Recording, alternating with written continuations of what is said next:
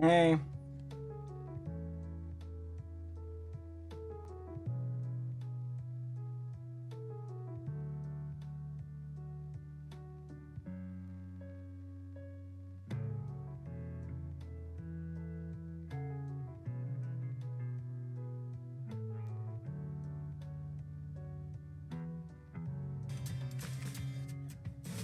uh,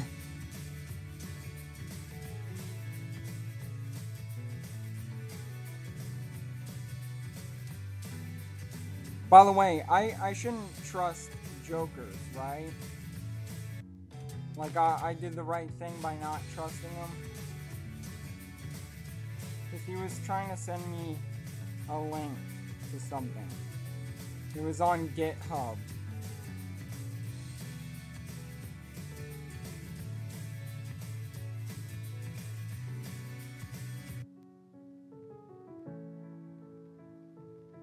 This site called GitHub. Um,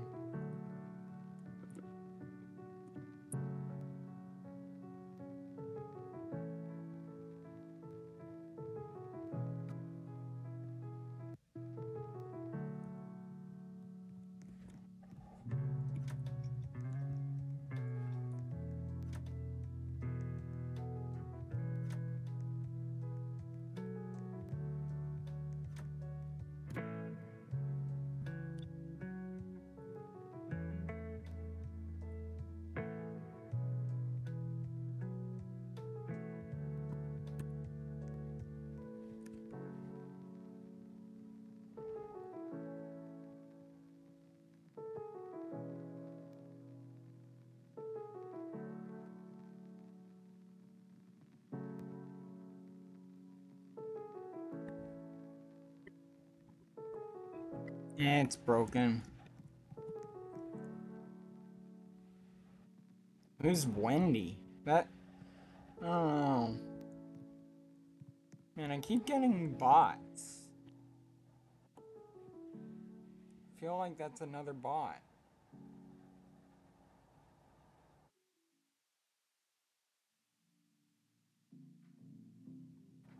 Alright, anyways. What are we on? Here, let's get the history thing. So what I was watching.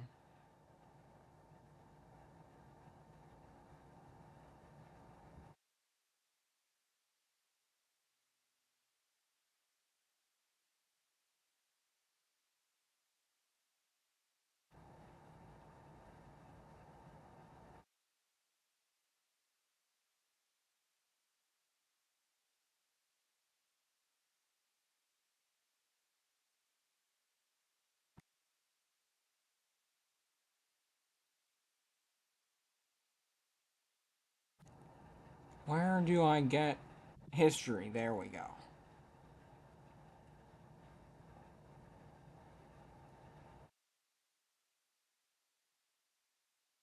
So I was watching this.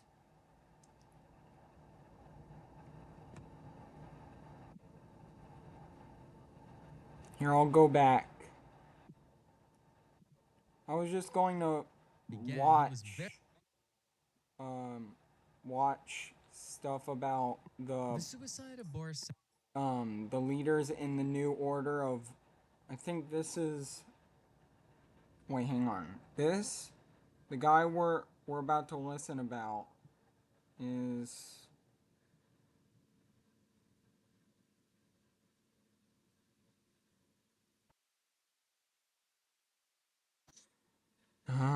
he's in the West Revolutionary Russian Revolutionary Front under the ideology of stratocratic socialism, and I kind of was interested, and I wanted to see them. So I'll just have it in the background. Credits to Spartan761. He does a lot of history stuff, history of the New Order. Like leaders. Surprised he hasn't done Guntram Wagner, which is this guy who he does like this very. It's an offshoot of He wants to be German when he's Russian.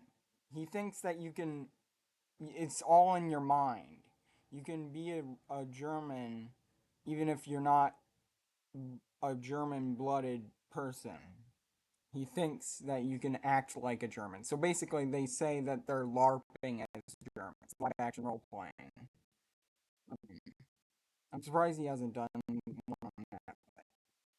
This background.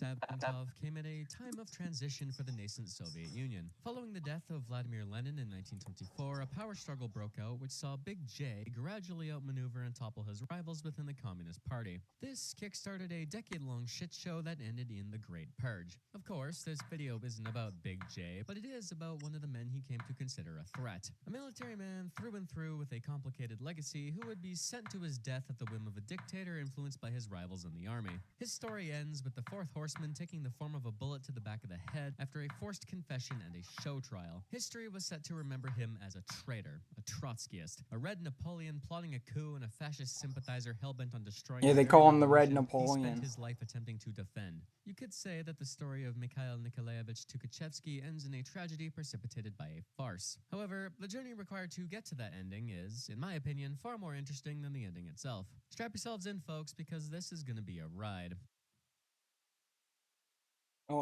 It began on February 4th, Julian calendar, of That's the first 1893 on the chapter. small estate near the village of Vyshegor east of Smolensk. His father, Nikolai Nikolaevich, was of noble background, and Tukhachevsky could trace his lineage back several centuries. Interestingly, he married down, and Mikhail's mother, a woman named Mavra Milikova, was a peasant girl from an unremarkable background. He was the middle child of 9, and he spent his early life in a shocking state of poverty. They were nobility by blood and not much else, and the family was actually rather poor. Of course, though, when I say poor, I mean poor relative to the rest of the nobility. He would likely have been moderately better off than your average probably peasant, like middle but there class. still wasn't a lot of spending money to be found in the household. As with most children of rural landowners, his early years would probably have been filled with manual labor and small-town primary school in the village. In 1904, when he was 11, the family moved to Penza, where Mikhail attended the first Penza Gymnasium. I forgot to bring it up last video, but a gymnasium is an institution roughly equivalent to high school. There's a certain number of times I can say the exact same thing about one of these people's early lives before it gets repetitive, and I think we passed that number a long fucking time ago. He was a child attending school. Whatever you were doing when you were 11, he was probably doing too, just with slightly less technological sophistication. Anyways, while he will be remembered as a military man, he showed very little interest in the army early in his life.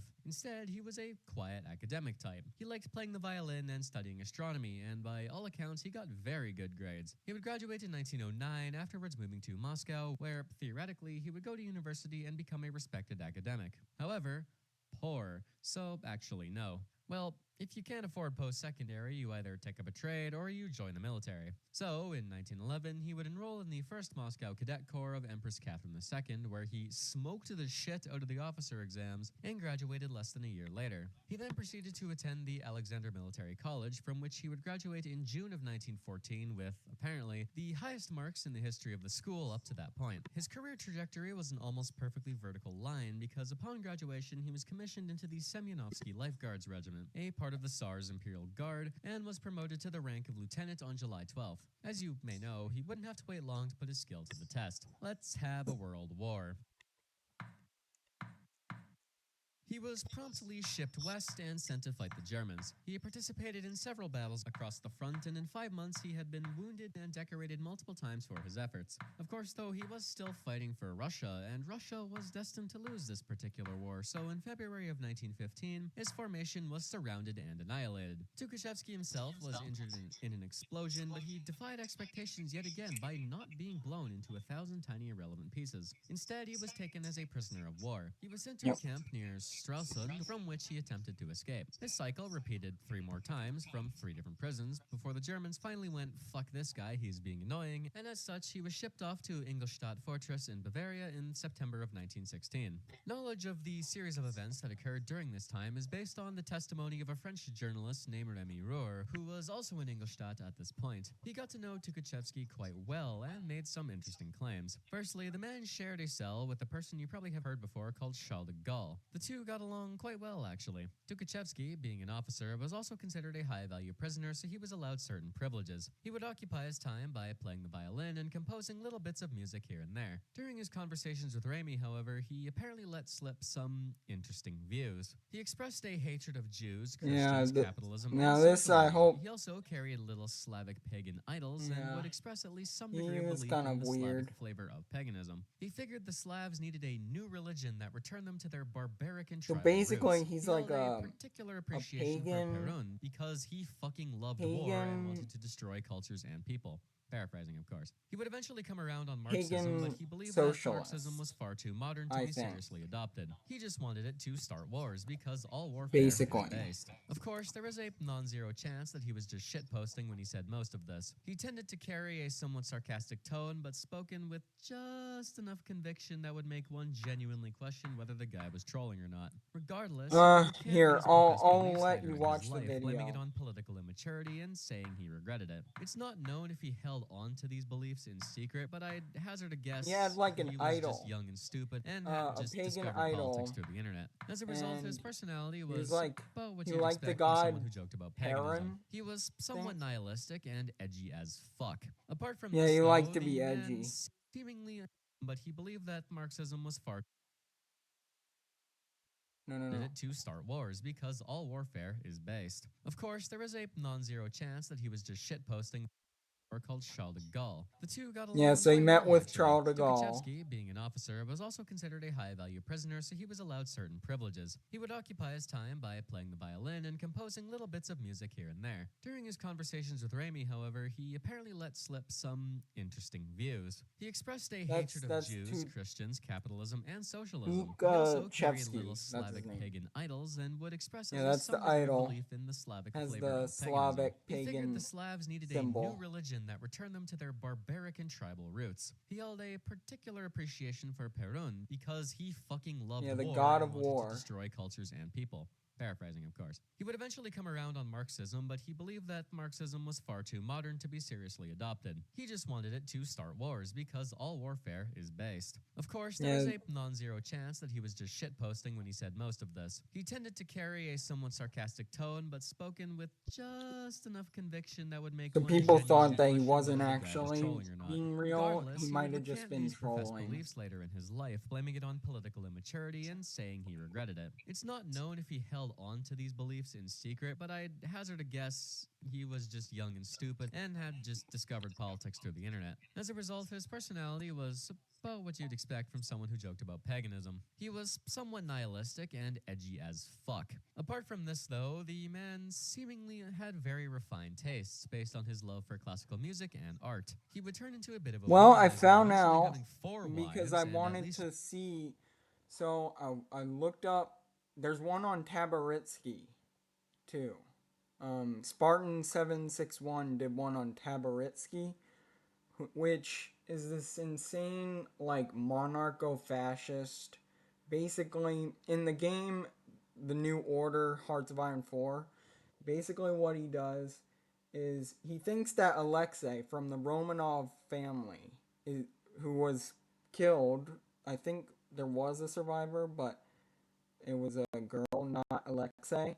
He thinks that Alexei is still alive, and so he creates this cult called the Imperial Cult, and um, basically he like destroys Russia, and then there's a whole like bunch of other warlords. The whole thing. I just wanted to like look up what they were in real life, and I found it through Tabaritsky. He has a video on Tabaritsky.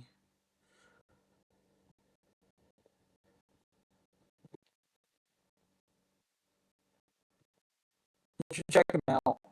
He's a small channel, but maybe one day he could be big. I think this guy should do a reaction. His name is Vlogging Through History. I was thinking about commenting about Spartan 761 so that I could see his reaction to it.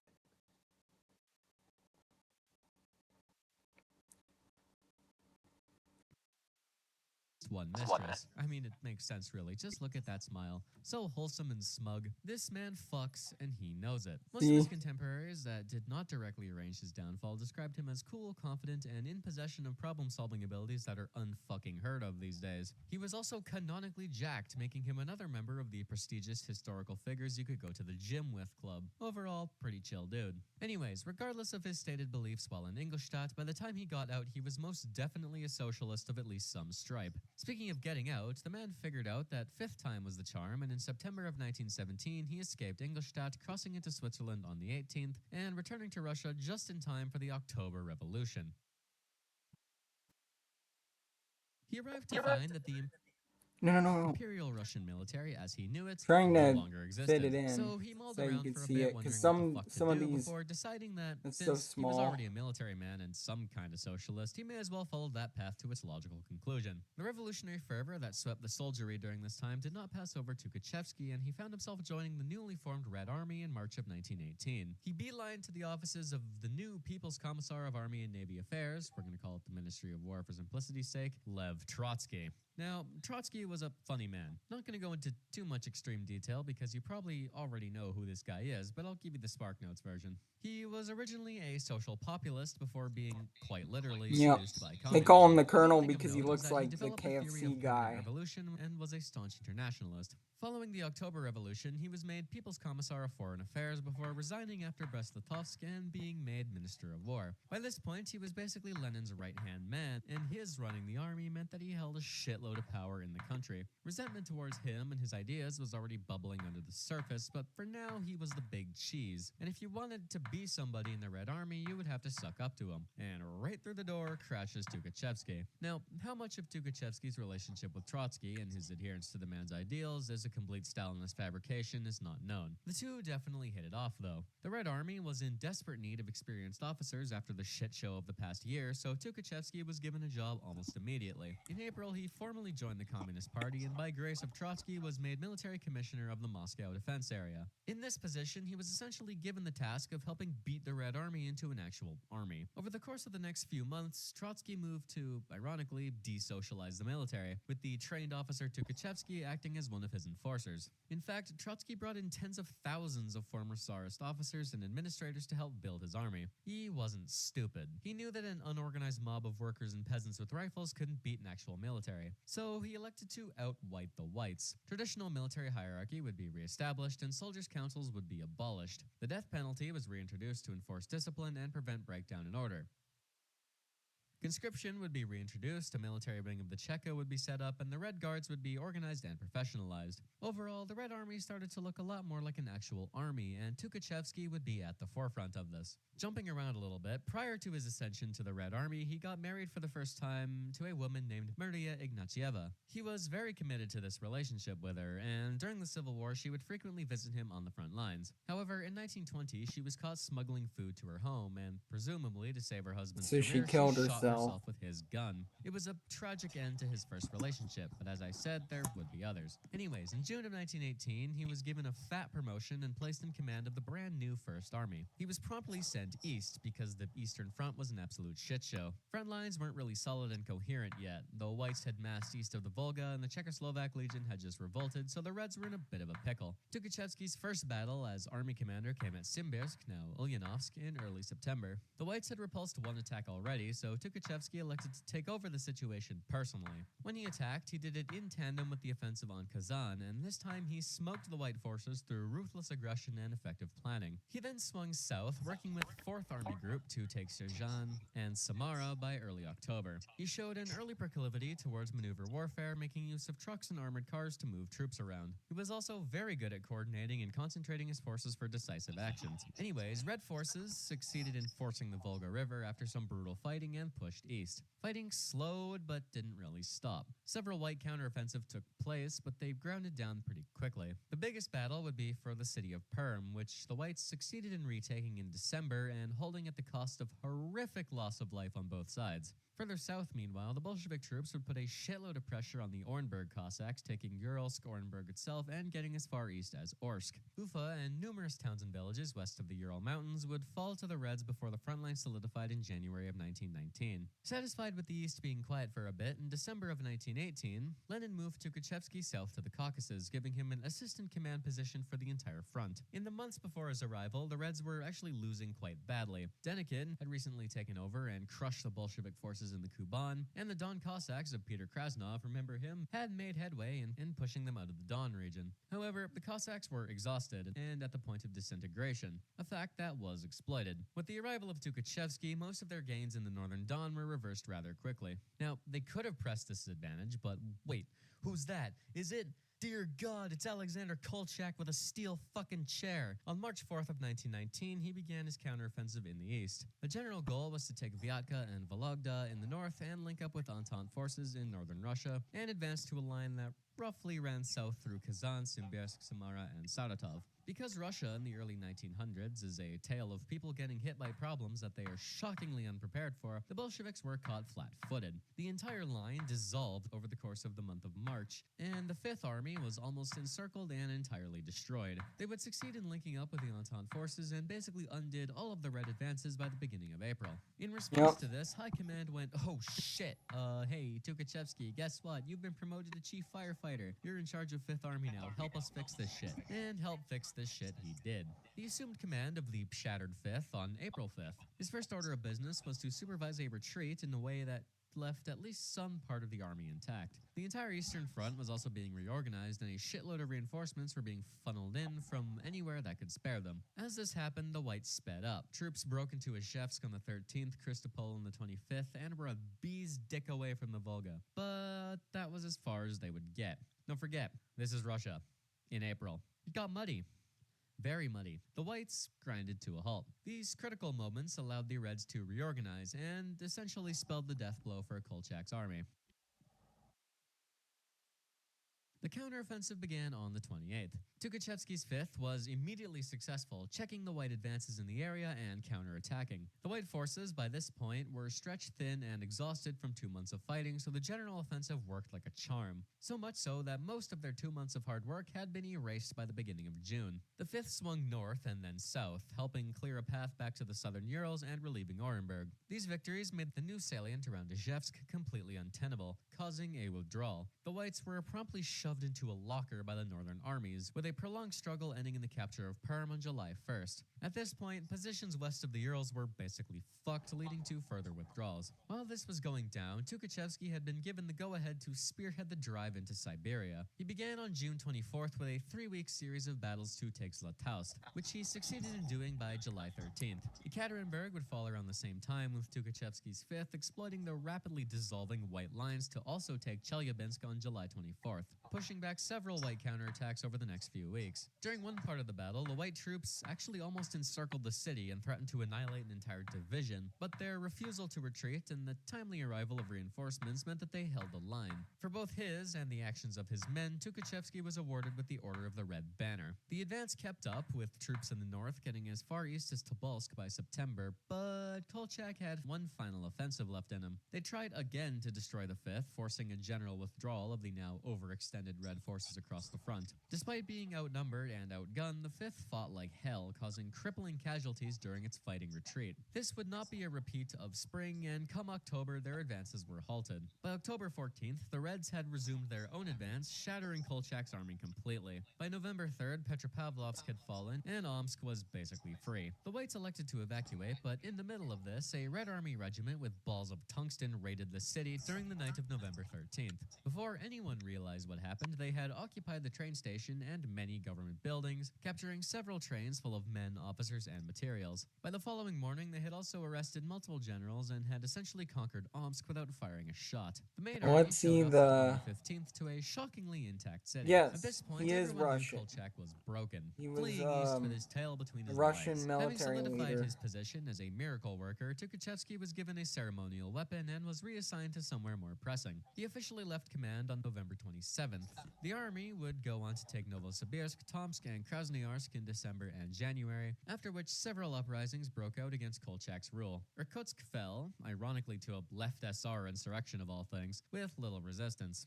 In February, Kolchak would be betrayed by the Czechoslovak Legion, put on trial, and executed. The Red Army didn't arrive in the city until multiple days after his death, after which a temporary halt was ordered to prevent antagonizing Japan, who was still lurking about east of Lake Baikal. They had bigger concerns at this point.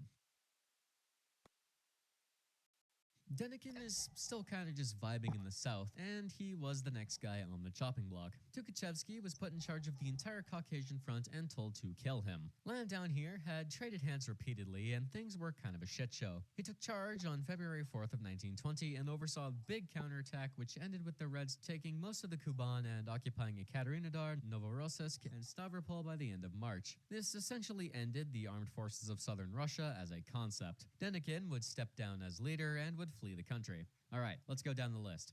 SR Directory, disbanded. Cossacks, dispersed. Kolchak, dead. Denikin, broken.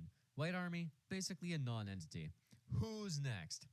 Well, by this point, everyone knew Tukhachevsky had a gift. So when Sergei Kamenev, commander-in-chief of the Red Army, was looking for people to run the Western campaign, he figured no one would be a better fit. A Western campaign against Poland.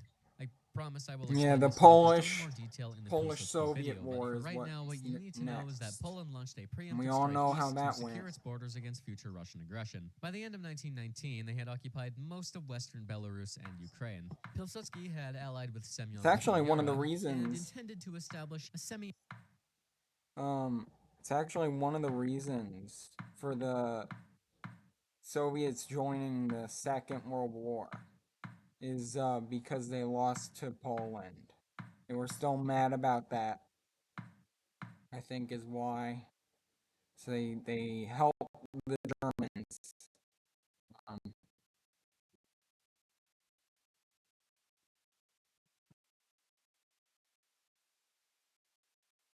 I don't know. independent Ukrainian state that would be a nice buffer zone. The timelines sync up in April of 1920. The Poles launched an offensive against the disorganized Southwestern Front commanded by Alexander Yegorov and Josef Vissarionovich Stalin, which Yep. drove the Reds over the The other Dnieper and took mustache most of man. western Ukraine by May 10th. Tukhachevsky would assume command over Western Front up in Belarus in late April and was basically told to fuck Poland up. This advance would not be a one-man operation. The southern flank would be manned by the man who may as well have been the exact opposite of Tukhachevsky. Well, like I said, technically the army was run by Big J, but the heavy lifting was done by another guy. As the most notable member of Big J's suspiciously bushy mustache clique, he had the bushiest of them all. Leading the 1st Cavalry Army into battle, this mustached man will come to have a very interesting role in Tukhachevsky's life. So much so that he gets his own sub-story.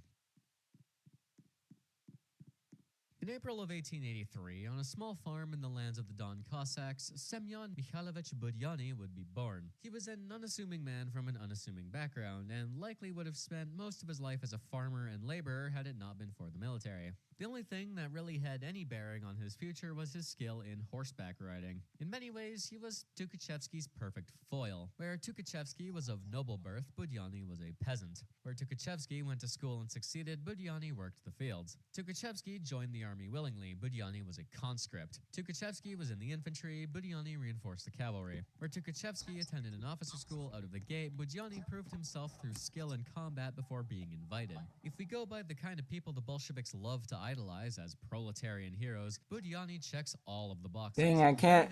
He was much more Tukhachevsky than the man himself was. I wish I could Much reply. like Tukhachevsky, though, he was a very talented officer, graduating top of his class from the St. Petersburg Cavalry School in 1908, becoming a riding instructor before being placed in a dragoon regiment. During the First World War, he distinguished himself as a daring and effective commander. He was decorated numerous times for actions against the Germans and the Turks, and he came to command the total respect and loyalty of the cavalrymen under his command, at least according to him. As socialist and communist ideas spread through the country, the soldiery were especially prone to listening, and Budyani was no exception. Following the October Revolution, he would form a revolutionary cavalry unit, which joined with other such units, quickly forming a division division, which eventually grew into a corps. Budyani continued to display tactical and strategic prowess, winning strings of victories against white troops in the Caucasus, and later against Denikin's forces advancing north. Following these successes, two things happened. The 1st Cavalry Army was formed with him at its head, and he began to drift into the orbit of Big J. After a couple of defeats, and the 1st Cavalry sacking the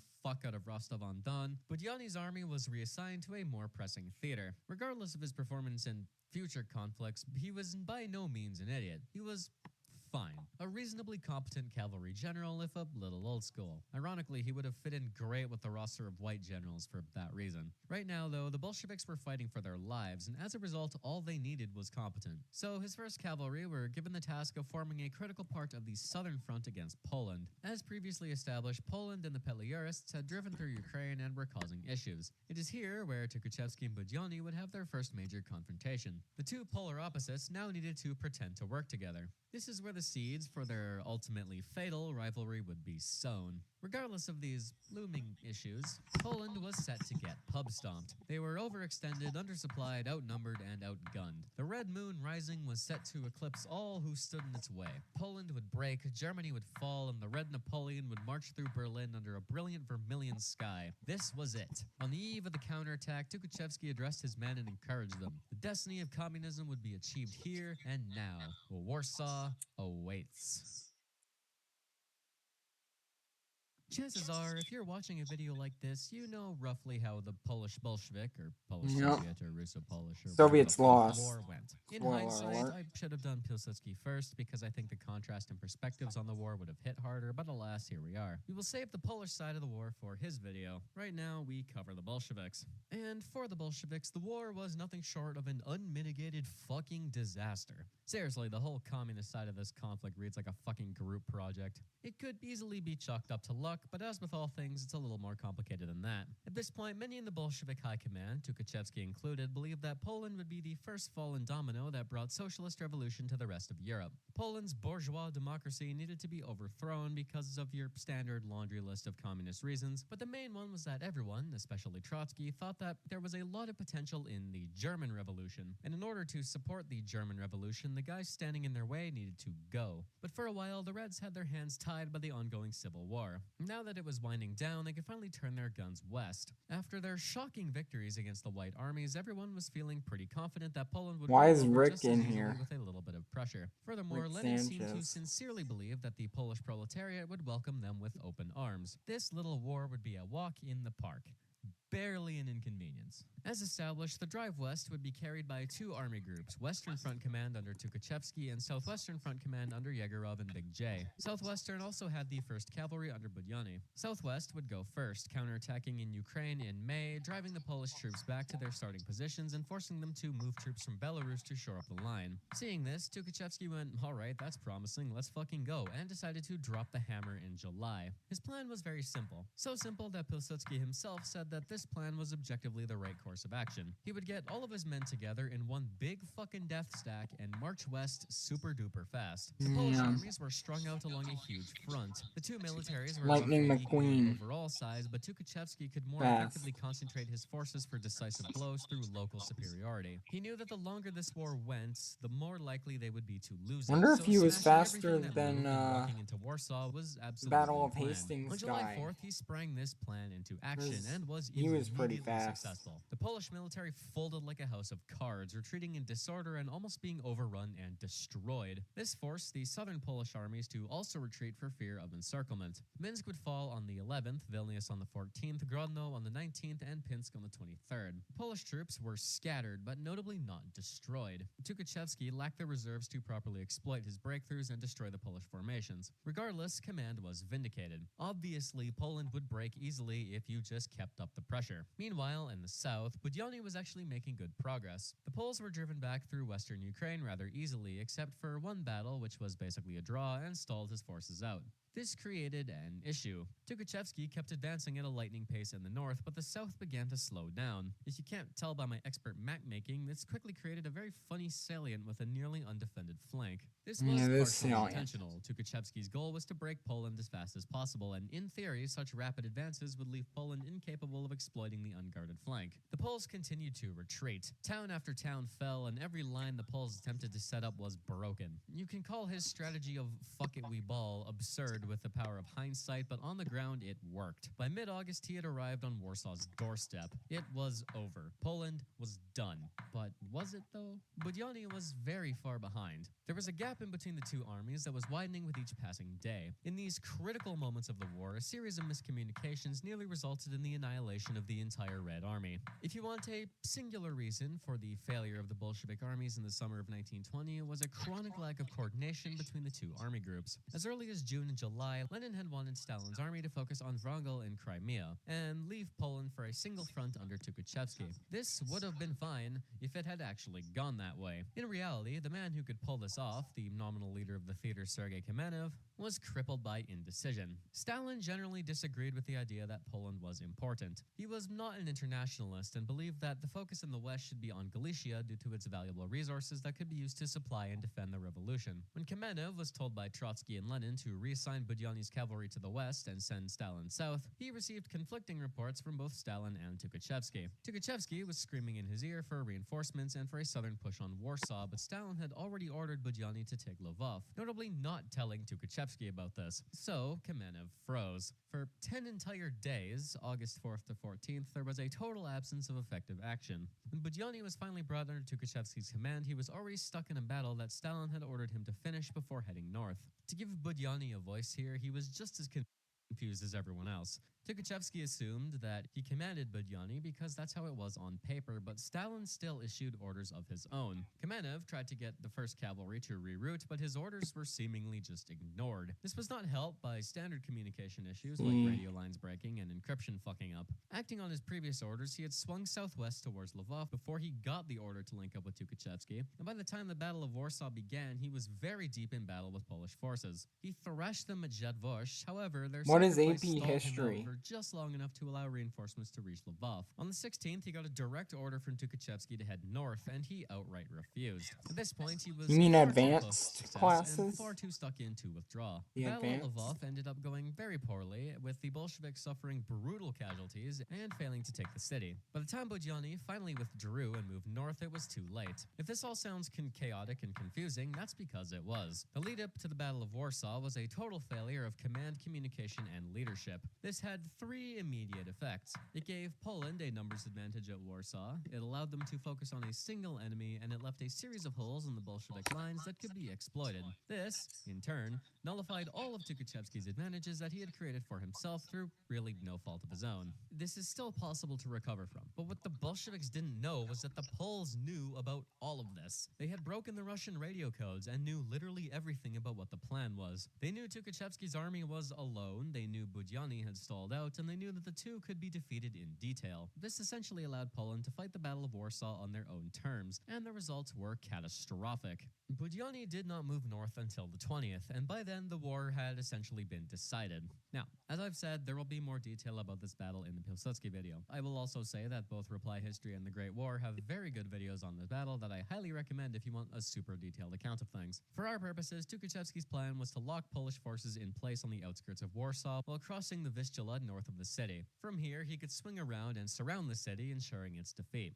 The Poles had basically nowhere else to go. If he beat them here, they were done. This was a gamble. No support would come from Southwestern Front, and the link between the two armies was dangerously exposed. If the Poles could muster an attack and exploit this, they were fucked. Notably, his intelligence on the Poles was also somewhat lacking, which made his gamble even more risky. He failed to realize the near-complete lack of Polish forces in the north. Had his intelligence been better, he could have known that there was only one place that these reserve forces could be. His final disadvantage was distance. He had dangerously overrun his ability to properly supply his forces. He couldn't really stop, though. If he did, Poland would exploit the rest period to better prepare themselves. Despite all of these problems, he went ahead anyway.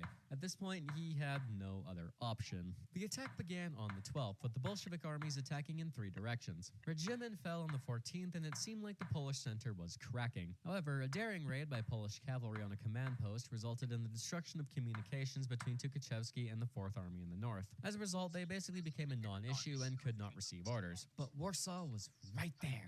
It was so close, but not close enough.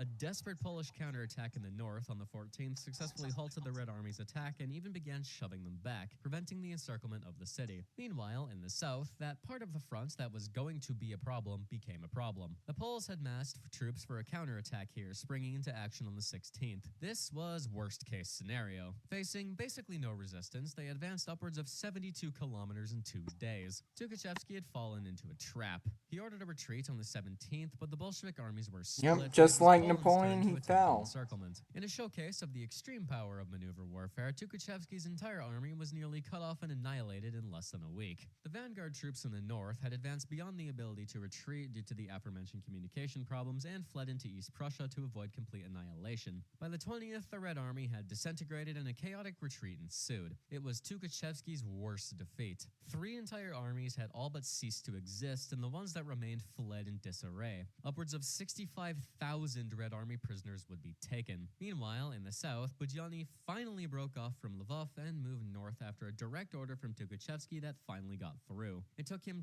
10 entire days to make this march, however, and by the time he arrived at the start line for a potential counteroffensive, the Poles had reorganized. This resulted in the Battle of Komarov, regarded as the last true cavalry battle in European history. After a vicious back and forth, Budyonny was encircled and 1st Cavalry was almost completely obliterated, saved only by a desperate breakout that brought extreme casualties. By September 1st, the Red Army was essentially a non-entity. Tukhachevsky attempted to make a stand at the Niemen River in mid-September, but after further fierce fighting, his line broke again. However, Poland lacked the strength to completely reverse the gains of the Red Army, and after driving Budyonny from Galicia by the end of September, a ceasefire would be signed. The following piece of Riga set the eastern border So in we're, stone, where it would remain until 1939. For Tukhachevsky, we're reaching the goal. I think once I reach the goal, I'm just gonna react to this. And we can watch it together.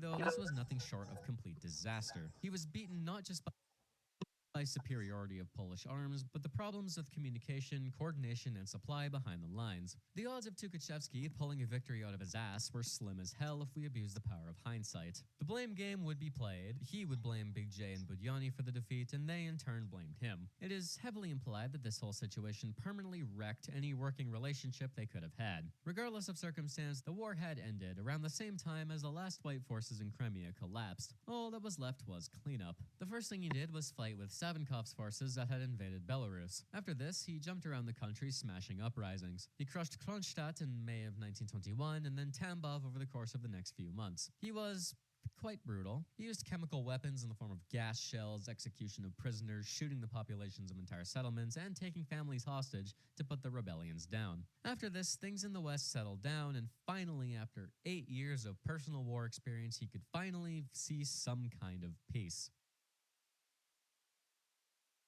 So, what do you do when the war ends? A few things, actually. In 1921, he had his second marriage to a woman 13 years his junior from a noble background. This one was arguably less of a real relationship than his first, and as his career spiraled upward, he had less time to make for her. They had one daughter, Irina, who died young of diphtheria. They would divorce because he cheated on her with his third wife, also of noble background. They had a daughter, Svetlana, in 1922. I don't think they ever divorced, but he had a side piece who he also kinda married later. She was his secretary, and the two also had a daughter, also named Svetlana, in 1926. I think this concludes his family chicanery, but I'm not sure. Regardless of his wanting to be a family man, he placed heavy emphasis on his career. He was now a war hero and held a shitload of influence. In 1924, he was made Deputy Commissar for Defense in the Red Army, subordinated to Frunz, and Chief of Staff of the Red Army. Frunz will show up in another video, but his main gimmick right now is that he really fucking hates Trotsky.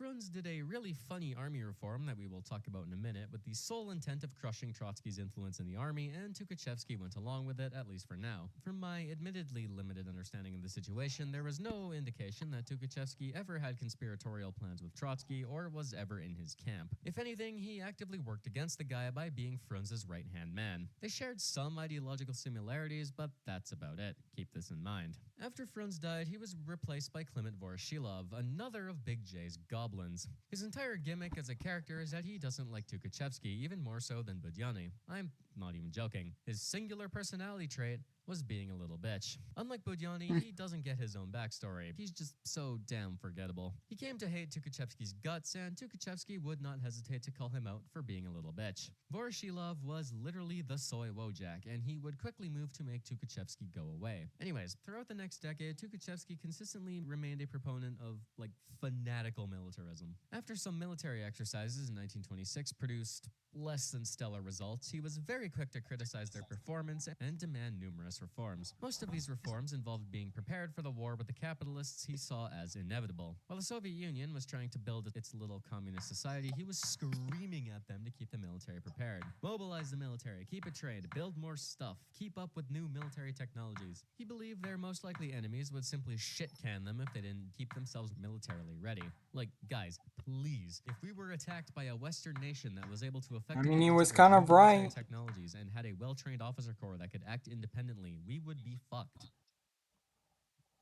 Stalin and his allies firmly believed that this kind of militarism was unnecessary and would only cause problems, at least for now. As established, his clique was very anti-internationalist, so an offensive military was not the first thing on everyone's mind. As a result, Tukhachevsky's arguments fell on increasingly deaf Yeah, ears. because they All call his it whining did was piss socialism in everyone else one off. state. While his enemies prepared to check his power, he elected to beat them to the punch and check it himself. The most direct cause of his first, and debatably his second as well, fall came in 1928. You see, the military was kind of all over the place, to the point that the Red Army had two entire general staff equivalents, the actual general staff and another organization that dealt with administrative tasks. This was done primarily to prevent single men from having too much control over the military. However, in practice, this was horribly inefficient. As the army modernized and developed, it just created a shitload of paperwork, large numbers of high-ranking people who didn't deserve to be there, and many competing interests. He initially supported these reforms, but after Frunz's death, he elected to try and get through some reforms of his own. So, his plan to fix this was to fire all of the useless people and consolidate the departments that were left, and then empower the general staff to assert itself not only over military affairs, but also over military industry, commerce, and research. It would also completely divorce the military from state control, which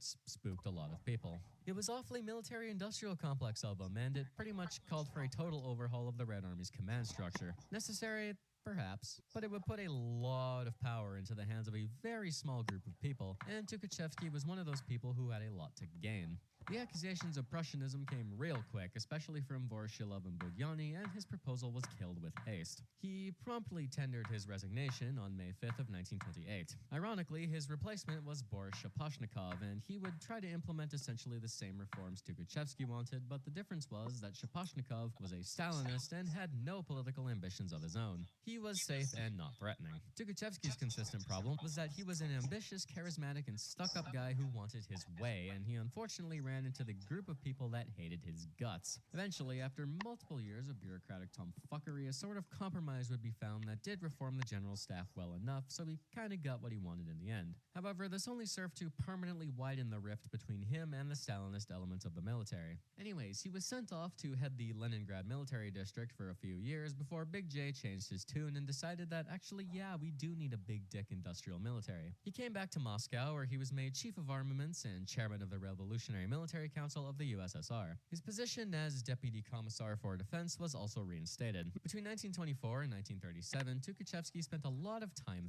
thinking. Especially during his time in Leningrad, he occupied himself by writing essays on military theory and setting proposals to the government for increased defense spending. He would write over 100 works, including several entire books on strategy, and he outlined his beliefs about the future of warfare. The main thing of note was his massive hard-on for tanks and mechanized vehicles. He, along with contemporaries like Heinz Guderian and JFC Fuller, believed that World War I had proven that tanks and airplanes could be the future of warfare. Tukhachevsky took it a bit further, though. He wanted 100,000 of the fuckers to ensure maximum preparedness against attacks. He wanted all future planning and development to be centered around mechanized forces, and he believed that other powers would be doing the same, so they needed to get on top of it. He also wanted a strong war economy to support this and offensively oriented planning, which again made the Stalinists mad. As for command structure, he supported a strong general staff, as we have seen, but he also advocated heavily for frontline commander initiative. Bringing all of his ideas to their logical conclusion, he naturally became one of the leading proponents and developers of what would come to be known as deep battle doctrine. Summed up briefly, the entire strategy in a shell nut is utilizing combined arms warfare in a series of relentless and coordinated overwhelming assaults to force the creation of weak points in a front line.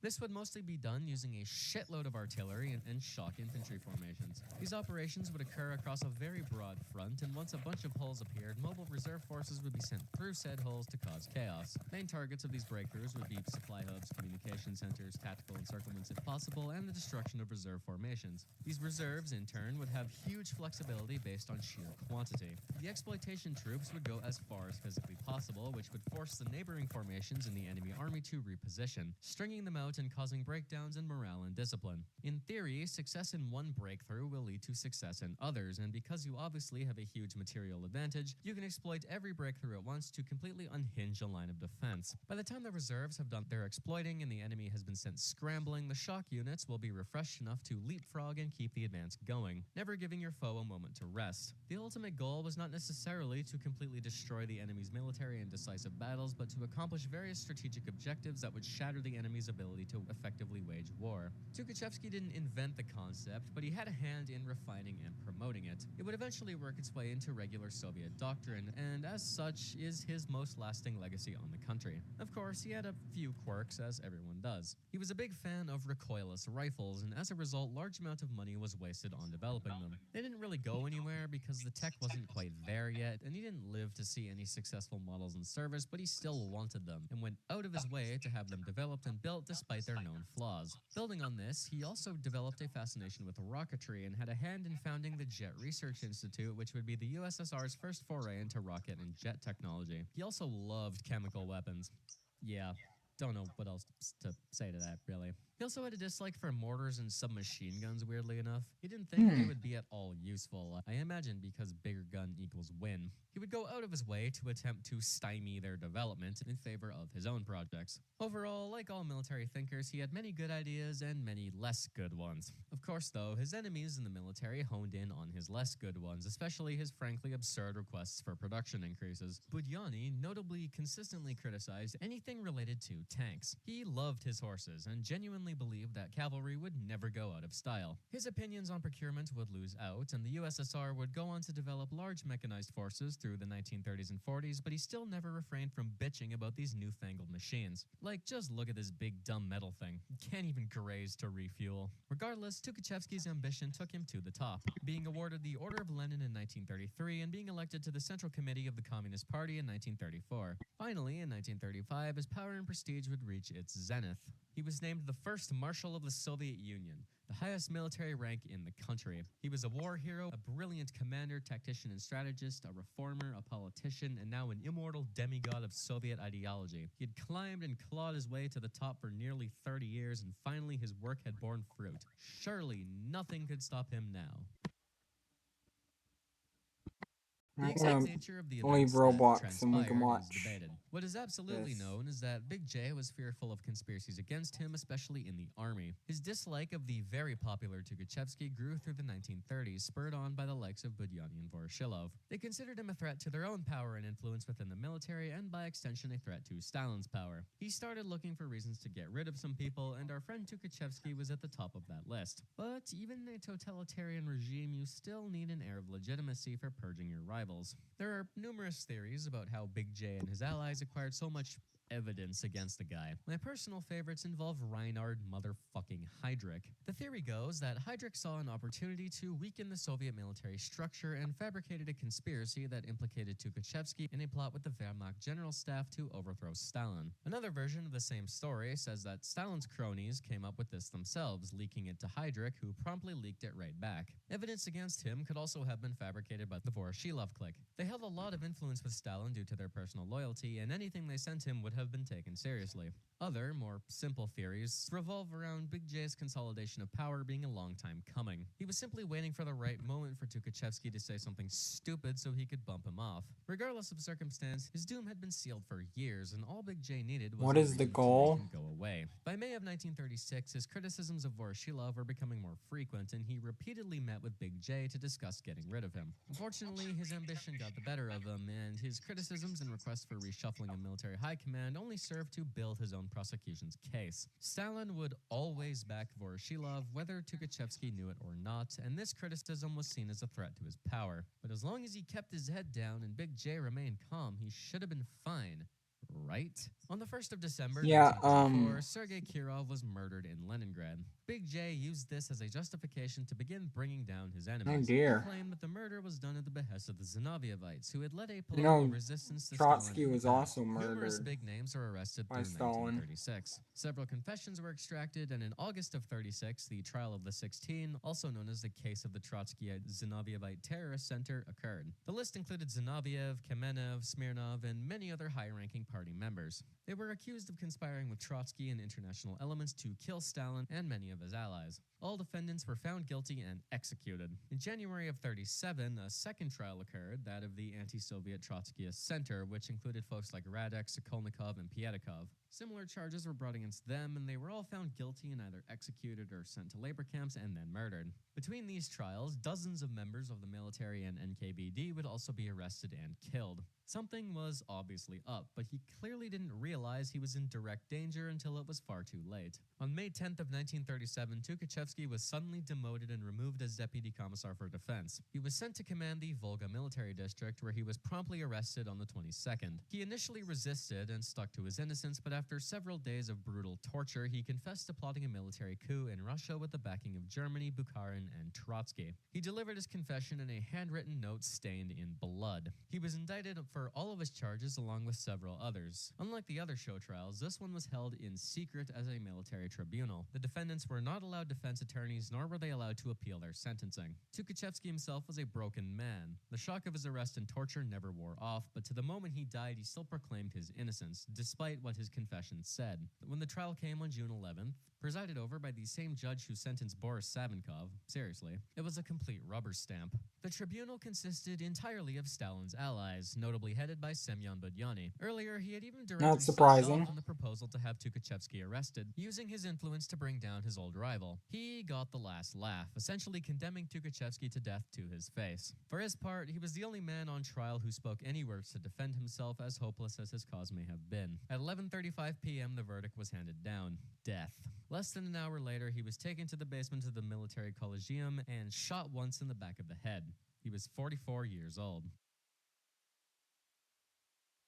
His death ended nothing. Immediately after his execution, his entire family was persecuted as well. His third wife was arrested and shot, and his fourth was sent to a labor camp before being executed. Both of his daughters would be sent to orphanages. Every brother was executed, and all but one of his sisters were sent to labor camps. His death also precipitated a massive purge of the Red Army. Every single officer that sat on the tribunal, excluding Budyonny, would be executed over the months following his trial. Thousands more officers would be killed in the following years. years. The purges also continued through the party. In March of the following year, the last major show trial, that of the Bloc of Rights and Trotskyists, mostly finalized the cleansing of party officials. Bukharin, Rykov, Yagoda, Krasnitsky, and many others met their end. The main purges largely ended with the fall of executioner-in-chief Nikolai Yeshov, who himself was arrested and later executed. Exact numbers for victims of the Great Purge are not known, but the generally agreed upon number is between 700,000 and 1 million. A huge portion of military officers had either been killed, imprisoned, or demoted. This was not the only reason why the Soviets would struggle in coming years, but it was a huge part of it. When Tukhachevsky's prophesized war with a Western power finally did come, they got utterly fucking curb stomped. Of course, though, there were folks that were able to build on his ideas on warfare, and eventually they recovered. Tukhachevsky never got his parade in Berlin, but his spiritual successor certainly did. For the longest time, he was a shunned figure. He was a traitor. But with de-Stalinization came rehabilitation. In 1957, a special investigation was conducted that found the charges to be completely falsified, and as a result, the charges on all victims of his trial were posthumously dropped. After this, he was regarded as a hero of the revolution and a brilliant military innovator, and this general view of the man persists to this day. He has a host of stuff named after him, and despite maintaining a somewhat complicated military legacy, his impact on Soviet military thought cannot be understated.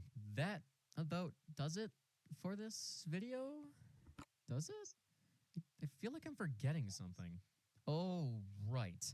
As for Budyani, history would judge him very harshly. Many of his contemporaries had less than stellar opinions of the guy, and the general line was that he was completely incapable of properly waging a modern war. He was brave and skilled at commanding cavalry, but he misjudged the future of warfare horrifically. This was proven true during Operation Barbarossa, when he oversaw the near total destruction of the Soviet army in Ukraine in the opening months of the war. This naturally led to his dismissal by Stalin. He wasn't killed for his incompetence, but he was barred from holding posts of any actual value for the remainder of the war. At the end of the war, he was given the position of Deputy Minister of Agriculture. If he had nothing else, he still had his horses. He was so good at breeding horses that he actually has a breed of horse named after him, the Budyani horse. They are still around and get used for competitions and stuff, but are rather endangered as it stands. They are a pretty solid breed, and they are consistently described as hardy, adaptable, energetic, intelligent, well-built, and very capable animals. Budyani himself would die on October 26th of 1973 at the age of 90 of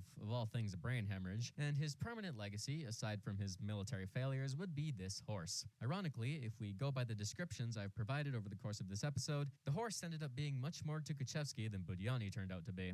That about does it for this video. Thanks for watching, and I'll see you around. Alright, now, here's the video.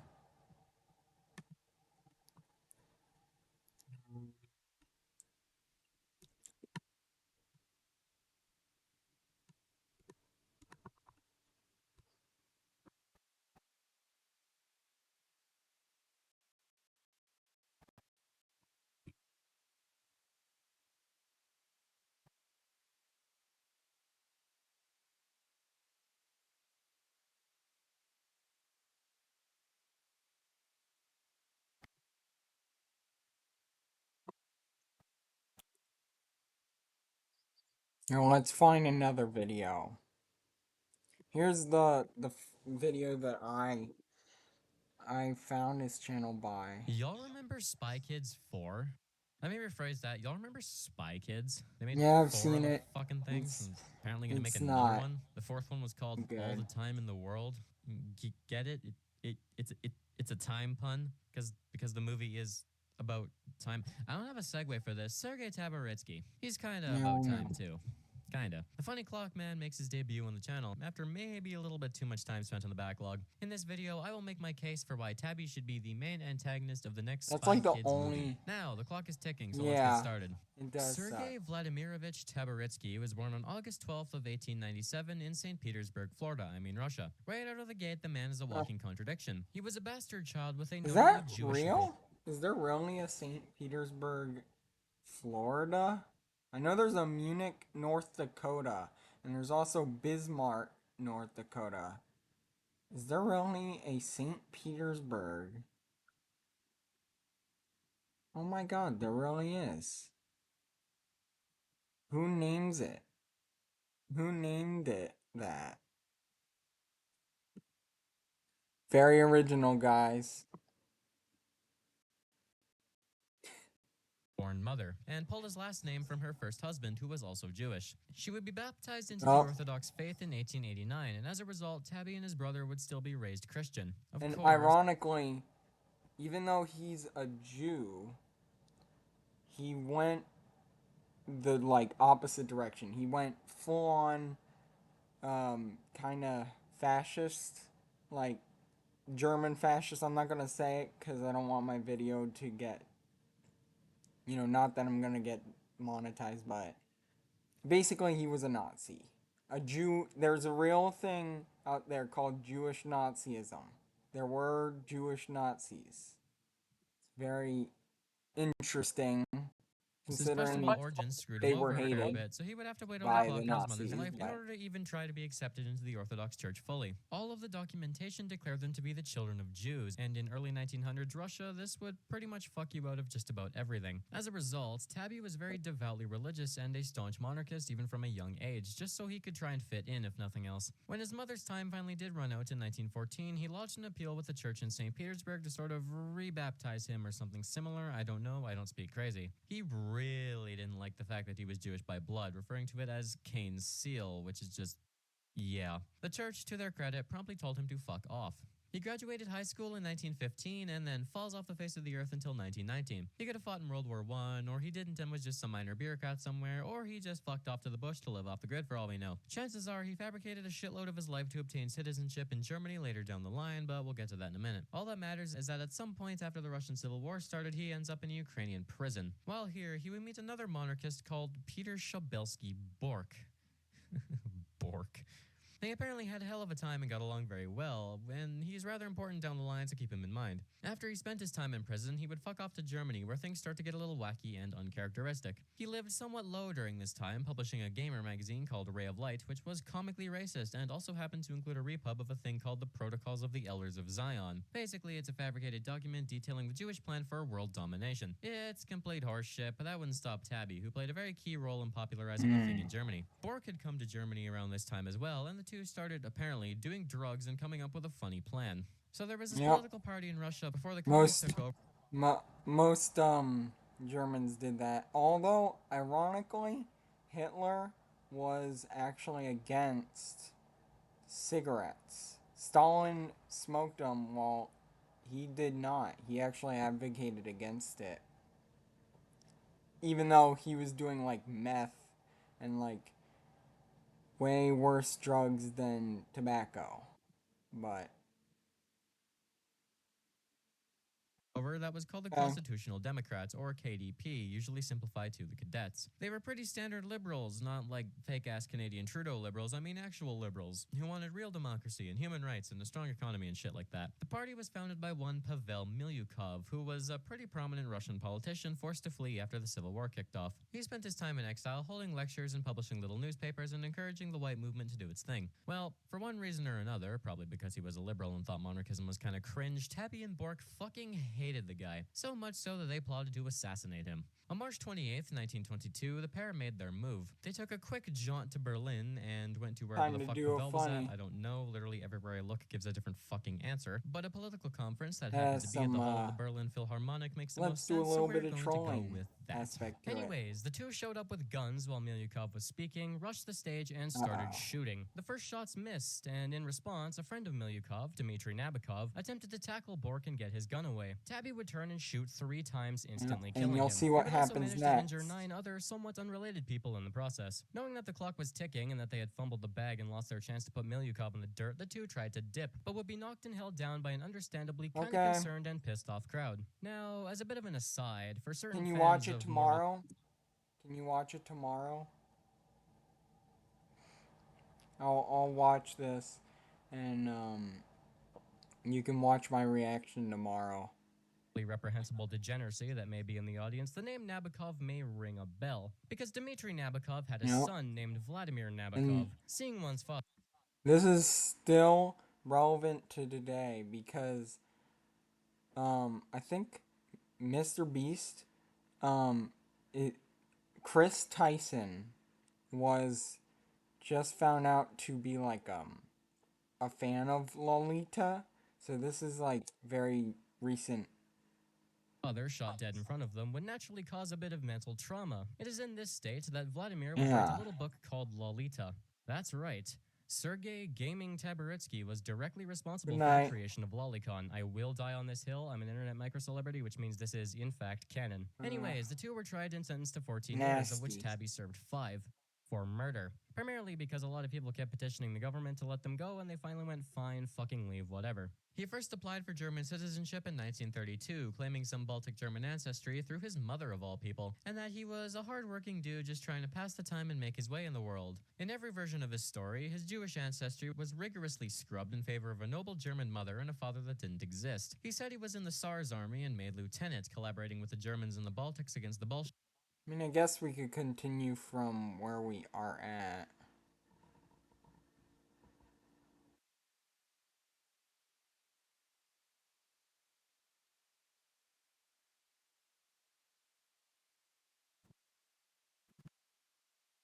Never The time mind. and make his way in the world. In every version of his story, his Jewish ancestry was rigorously scrubbed in favor of a noble German mother and a father that didn't exist. He said he was in the Tsar's army and made lieutenant, collaborating with the Germans in the Baltics against the Bolsheviks, getting captured by the Ukrainians, then released by the Germans with him tagging along. This application was rejected because not enough time had passed since he had come to the country. He petitioned again in 1933 after the Nazis came to power, this time completely changing his story. This time he was a pure-blooded Aryan who fought with a Siberian artillery regiment and deserted because they were not racially pure enough for him. He fought the Bolsheviks and was barely able to escape the noose multiple times before again being captured by the Ukrainians. Much of the whole I am comically anti-Semitic stuff comes from this version of events. No longer was he just a hard worker who got a little unlucky, but it was the leftists and the Jews and the Freemasons that were fucking him over. So yeah, literally every part of this guy's life could be totally made up. Tabaritsky is, in fact, Alfarius.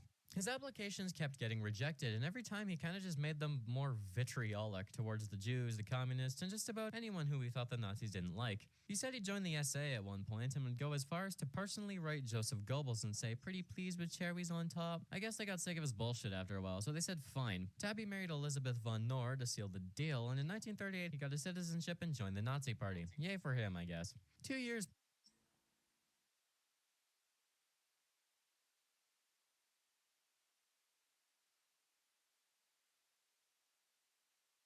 history through his mother of all.